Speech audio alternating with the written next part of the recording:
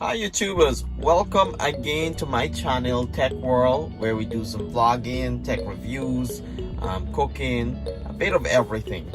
So I started this channel about almost 8 months ago, just to update and provide some information on some of the stuff that I've experienced, and hopefully that carries into our public and people can find it useful. And today, my second video of the year.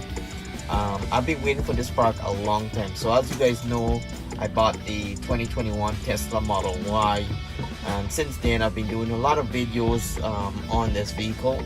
Due to the coronavirus that's happening, going out doing road trips and stuff are very dangerous. So working from home and staying mostly indoors, I decided to put some emphasis on this car. So it's a fully electric car, has tons of great features.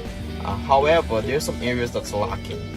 And one thing that I've always really felt that Tesla did a poor job on is providing access or ports on this vehicle. So as it stands, this is a product I've been waiting for since November, and it's actually released in November for the 2021. And this is actually a Jeda hub. That's what it is there. And it's available for the Model 3 and Model Y, but it's only available for the newer version of the Model 3. And so if you have the 2019 and 2018 Model 3, this would now work. And a Jeda hub, basically one of the top-end manufacturer that provides accessory for Tesla vehicle. And this actually gives you ability to use your car more efficiently. So currently, as a stand, my Model Y, I'm gonna take this out here. Let's remove some of the stuff here. As it stands, my Model Y has two ports. So there's the wireless charging pad. You can charge two phones. However, you guys can see in there, there's two ports that are available for users. One port is already being used. It's a USB-C port. That's already being used for the wireless charging pad, and the second port I actually use for the Sentry mode. The Sentry mode, you guys have done a video about the Sentry mode, but the Sentry mode basically captures footage of the car, so that everyone is tampering with your car, anyone that's around your car, when Sentry mode is on, it will capture that clip and store it on the USB. So this is actually a USB storage device. So with those two ports being utilized, there's actually no ability to get, like, let's say you have an older phone, you have a friend in your car that doesn't have a USB-C, or you want to that can't use a wireless charging pad. You can't actually help them because your ports are already being used, which is a real problem. I do a lot of road trips, so I usually have my audio action camera that I usually charge from the car, and every time I try to do that, I have to unplug the wireless charging port to plug in my USB-C into that port. So it's sort of an inconvenience. So, and also I have other stuff that I use. So I have this this is actually a solar panel battery backup. So it charges with the solar light, which is pretty useful.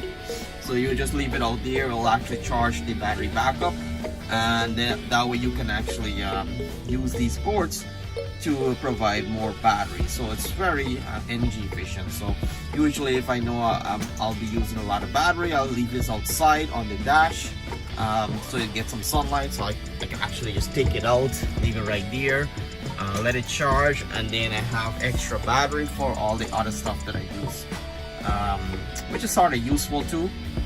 And this is the solution that I've come up with if anyone is in my vehicle and they need to charge their phone and they don't have the ability to do wireless charging. So I'm gonna go ahead and unbox this. I'll set this up and I'll show you the difference. So right now, as you guys can see there, that's all the port that is available, and right now I can't use any of those because it's charging my phone with a wireless charging pad, and the USB-A port is actually being used for a Sentry mode SSD or storage device. So let's go ahead, clean this up, and I'll unbox the Jeda hub and set it up so you guys can see how beneficial it is. The Jeda hub sells for I think $64. Standard price is $79, so it's on sale. and it's only available for the newer version of the Tesla Model 3 and the Tesla Model Y. And I hope you guys enjoyed my previous videos, but please go ahead, subscribe, and share this video. I'm sure there's someone there that's interested in buying a new Tesla car. If you use my referral code, you'll get 1,000 supercharged miles for free, which is very beneficial for long road trips. And if you also turn out that bell notification, you'll get prompted whenever I release a new video. Alright, so I'm gonna go ahead and unbox it. So it's brand new in a pack. This actually took about a week to get delivered. It actually comes from California, Riverside, California. And the company there, Jeda, they only sell two products, which is the wireless charging pad. So if you're not happy with your Tesla wireless charging pad, you can buy another version of the wireless charging pad, which actually gives you 3 surface space to charge your phone.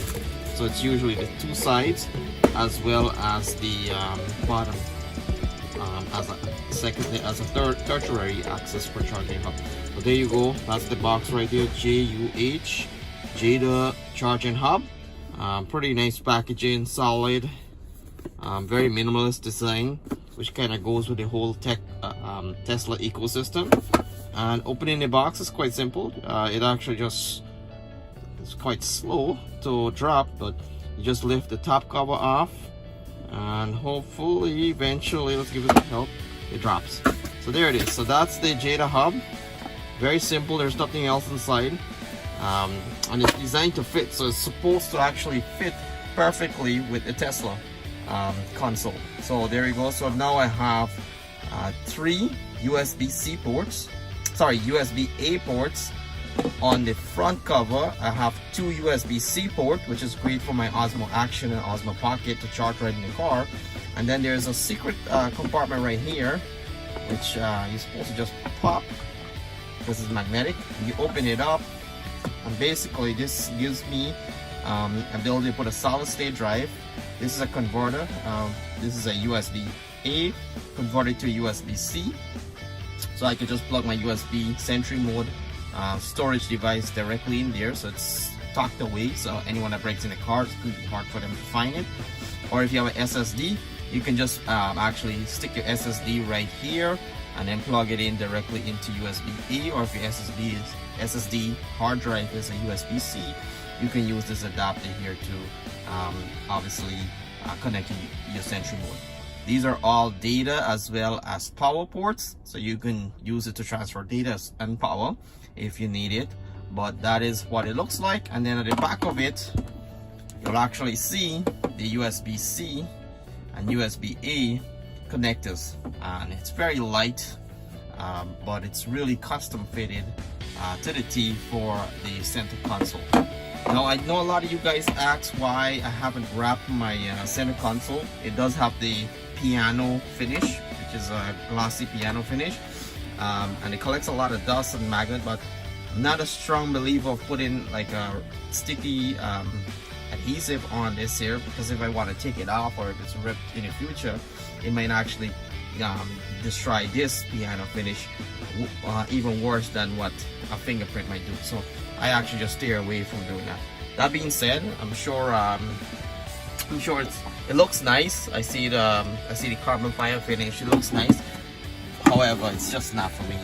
All right, so I'm gonna go ahead and fit that in. So it's a very I guess smallest area to work with.